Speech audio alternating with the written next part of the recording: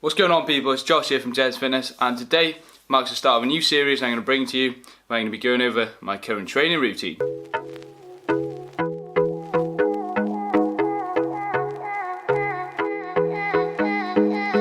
I've recently changed up my training split. I'm now following an upper-lower split. So in this video I'm just going to be going over the different rep ranges used, the layout, the reasons for it, rest times, etc, etc. But then after this I'm going to be doing a number of different videos where I'll go in, film each session, and then do a voiceover explaining everything I'm doing in detail. So first of all, why am I running the upper lower split? The first and foremost reason is due to frequency. So as a natural lifter, it's much more optimal to be training more frequently as opposed to blasting a lot of volume on that one muscle group in one session as you would in your sort of bro split. Example of this is chest Monday, back Tuesday, legs Wednesday, or however they work it, which means every muscle group is only getting trained once a week. But I'm not going to touch too much on this. I'll probably bring out another video explaining the importance of frequency later on down the line. So with this upper lower split, I'm going to be prioritizing my chest, my legs and abs. So they're going to be getting trained 3 to 4 times a week, and then every other muscle group will be getting trained 2 to 3 times a week. So I'll give you a little overview of the program. There's going to be 2 separate lower sessions and 4 separate upper sessions. It's a bit different from your standard upper lower split due to me having to prioritize certain body parts. So it's going to look something like this. My 2 lower sessions are going to be split into a hamstring prioritized session and a quad prioritized session. Both will be followed by calves and abs. And then with my upper workouts, I have an upper A1 and an upper A2, which is going to be chest, back and triceps. And I'm going to have an upper B1 and an upper B2, which is going to be chest, shoulders, rear delts, traps and triceps.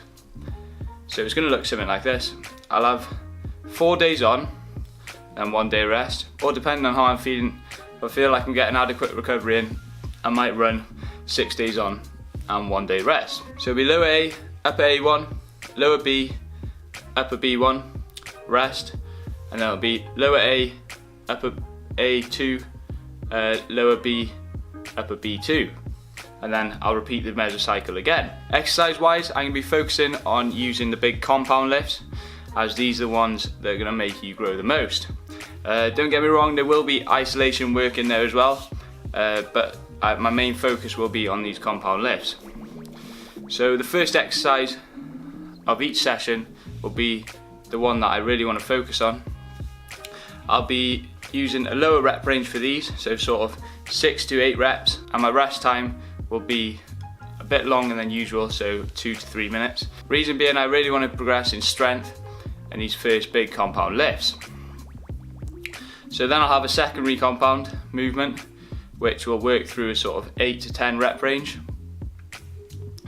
A third compound movement, which will be 8 to 12, and then isolation wise, I'll use a 10 to 15 rep range. Now, like I said, the first exercise of each session will have a bit of a longer rest time, so 2 to 3 minutes. Then the next exercise in following will be a shorter rest time at sort of 90 seconds, as I won't need as much recovery due to the higher rep ranges. The important thing to remember with running such a high frequency program is that the volume equates over the week. You can't just go in every day and smash a full-on leg session every other day. It's just not going to work out. You're going to be far too sore and you'll end up overtraining. So although it'll feel a bit weird, I'm going to have to drop the volume right back for each session, because at the end of the day the volume will equate over the week. It's like splitting one big leg session into 4 separate sessions throughout the week. So my first exercise with the lower rep range will start with 3 to 4 sets, and then each exercise following will sort of be 2 to 3 sets. Failure wise, you don't want to be hitting failure at all on any of the compound lifts to start with. It'll be too taxing on your central nervous system, and you just simply won't get the intensity out of the other sets. You can go to failure on sort of the last set of some of the isolation exercises. For the first couple of weeks, I'm just going to be easing my way into it. Another thing I want to say is you should really start off lighter than expected. So you shouldn't be going flat out 100% straight into week one.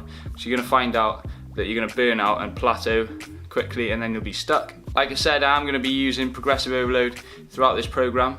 So as I go throughout the 12-week period, I'm going to be increasing my amount of sets, which will equate for increased volume, reps, and I'll also be increasing the weight.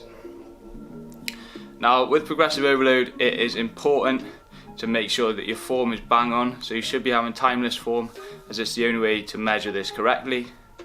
If you come in 1 week and you're benching 100 kilograms with your bar an inch away from your chest, the next week you could be going in benching 105 kilograms, the bar could be 2 inches away from your chest. It's not going to be consistent, and you're not going to be progressing in a linear fashion. Whereas if you brought the bar down to your chest every time, you know it's a consistent rep. So yeah, I'm going to be using progressive overload throughout. I've done a video on progressive overload. I'll leave the link in the description for you. That's it for this video, guys. The first video of the series is going to be my lower A workout. So that will be my hamstring prioritized session. So yeah, I'll try and get that out this week. I hope you enjoyed the video. Stay tuned for this series. It'll be a good one. You can follow along with that workout if you want to. Give it a go. You can change it, put your own exercises in, however you want to work it. You can do it like that. Don't forget to give me a thumbs up if you like the video. Get subscribed, there's more content to come. Peace out, take it easy. I'll catch you in the next one.